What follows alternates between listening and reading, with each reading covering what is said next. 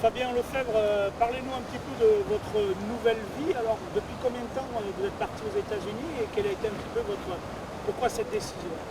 Donc du coup, ça fait depuis 2 ans que je suis installé à Washington DC. J'habite à 20 minutes de la Maison Blanche.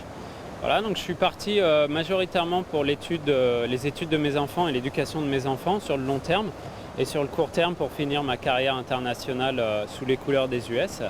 Voilà, et donc j'ai découvert une nouvelle vie, nouvelle ambiance, nouveau mode de fonctionnement, beaucoup moins confortable mais beaucoup plus libre.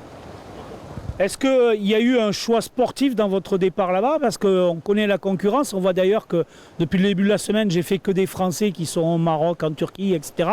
Il y a aussi un choix sportif? Il y a un choix sportif non pas basé sur la concurrence, mais basé sur l'ambiance et la mentalité du staff avec laquelle je m'entendais plus du tout. Et donc je préfère travailler seul que travailler mal accompagné. Et donc j'ai pris cette décision. C'est une décision qui a été quand même porteuse au niveau sportif parce que l'année dernière, j'ai réussi à remporter le titre de champion du monde en canoë. Et donc j'aurais gagné le kayak, le canoë de place et le canoë, une place. Donc ça n'avait jamais été fait. Je suis très comblé en tant qu'athlète. Puis maintenant, l'idée, c'est d'avoir la cerise sur le gâteau avec 1 ou 2 titres olympiques si possible. Alors parlez-nous un petit peu, on reviendra tout à l'heure sur la compétition paloise à la fin de votre entraînement. Parlez-nous un petit peu de l'évolution du kayak. Vous avez toujours été un novateur. Il y a eu Patrice qui a inventé beaucoup de choses, mais derrière vous, vous en avez vous servi par modèle. Et puis comme vous êtes un garçon curieux, aujourd'hui vous êtes arrivé par exemple à faire un truc auquel on ne pensait jamais, c'est-à-dire naviguer dans le même bateau en kayak et en canoë. Oui, c'est vrai que les nombreuses années que j'ai passées avec Patrice Estanguet ont été très formatrices. Patrice était quelqu'un de très novateur en son domaine et c'est vrai que d'avoir bénéficié de sa présence pendant mes débuts en carrière internationale, ça a pas mal influencé aussi mes choix au niveau matériel. Et donc j'ai eu l'idée d'utiliser le même bateau en canoë et en kayak parce que j'en avais marre de voyager avec 2 bateaux dans les avions. Donc ça part d'un besoin à la base qui est plus matériel. Et puis au final, je me suis rendu compte que ça pouvait le faire en fait. Donc j'ai travaillé tout l'hiver sur une forme de bateau. Le fait de ne pas pouvoir courir les championnats du monde cette année, ça me permet d'avoir un peu plus de recul et de prendre mon temps pour le tester et pour essayer de mettre au point le meilleur système, notamment pour tous les calages à l'intérieur. Parce que c'est quand même un peu technique entre une position assise et une position à genoux. Ce n'est pas du tout les mêmes systèmes de calage.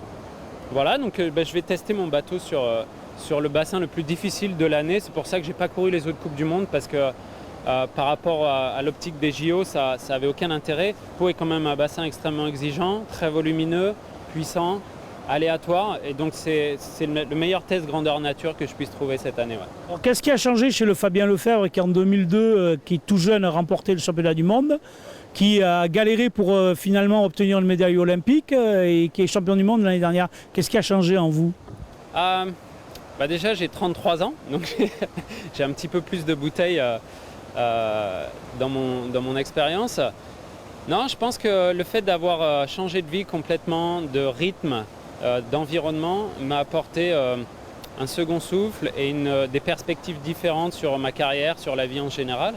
Et donc j'approche les compétitions beaucoup plus sereinement par rapport à ce que j'ai vécu, notamment parce qu'au quotidien, je m'éclate dans ce que je fais, j'évolue dans une bonne énergie, là où en France, j'avais beaucoup de personnes qui finalement venaient me pomper mon énergie et j'arrivais plus à passer la dernière marche qui me permettait de gagner, quoi.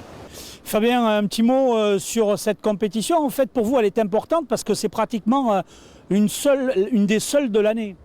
Ouais, pour moi, c'est la seule compétition de l'année. Donc, j'ai pas l'opportunité de pouvoir faire les championnats du monde parce que ça rentre dans le mode de sélection olympique des États-Unis. Et comme je ne suis pas encore éligible à ma citoyenneté, je n'ai pas la possibilité de les courir. Donc, comme j'ai fait ma place dans l'équipe nationale, j'ai eu le droit de courir toutes les manches de Coupe du Monde. Mais par rapport à l'optique d'une saison olympique, je viens seulement courir ici parce que le bassin est celui qui est le plus intéressant cette saison. Alors ça va être un défi pour vous sur l'eau. pour justement montrer que vous êtes toujours au meilleur niveau et en même temps réussir à obtenir dans votre tête la liberté de se dire je peux y aller, je suis apte à courir pour les États-Unis.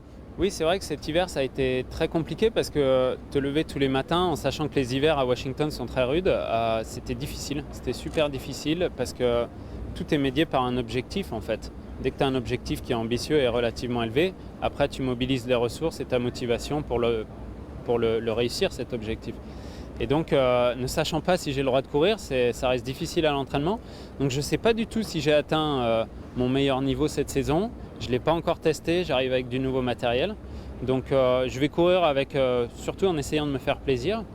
C'est une saison un peu bizarre pour moi parce que ça me permet de prendre du recul et de mettre des choses en place pour l'année prochaine.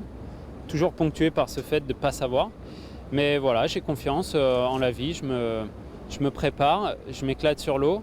Je vois la vie sous un autre angle aussi. Des fois, d'être observateur, on apprend plus que d'être acteur.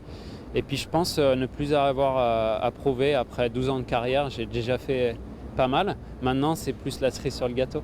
Mais vous êtes aujourd'hui un sportif professionnel ou aux États-Unis, vous avez été obligé d'exercer une activité professionnelle? Non, en fait, je suis retourné dans l'amateurisme des Jeux Olympiques. C'est-à-dire qu'aujourd'hui, j'ai un gros sponsor de Monaco qui me permet de financer ma saison. Par contre, à côté de ça, j'ai repris une activité professionnelle et donc je travaille à côté et je m'entraîne. Donc je suis dans le vrai profil de l'athlète type des Jeux Olympiques. Donc je suis semi-professionnel, on va dire. Okay.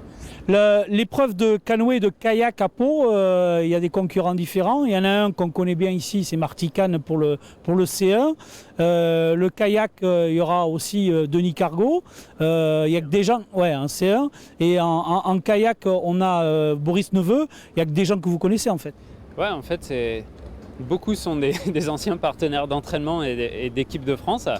Je pense que le slalom aujourd'hui est devenu très très compliqué, très dense. C'est hyper dur de faire des pronostics avant les courses.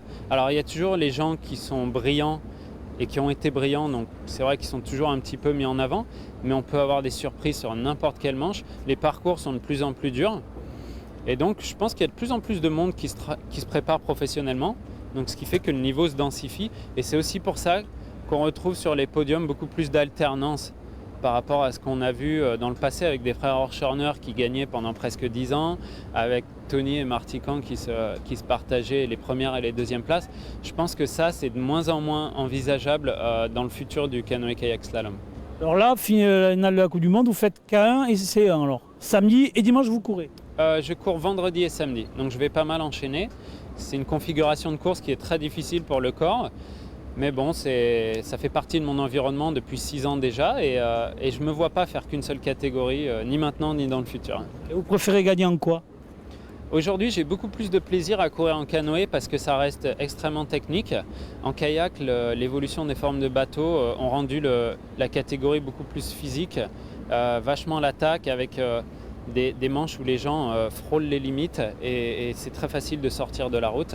Donc ça rend le slalom moins sympathique en kayak et beaucoup plus technique et fluide en canoë. Donc je m'éclate plus en canoë maintenant. Merci.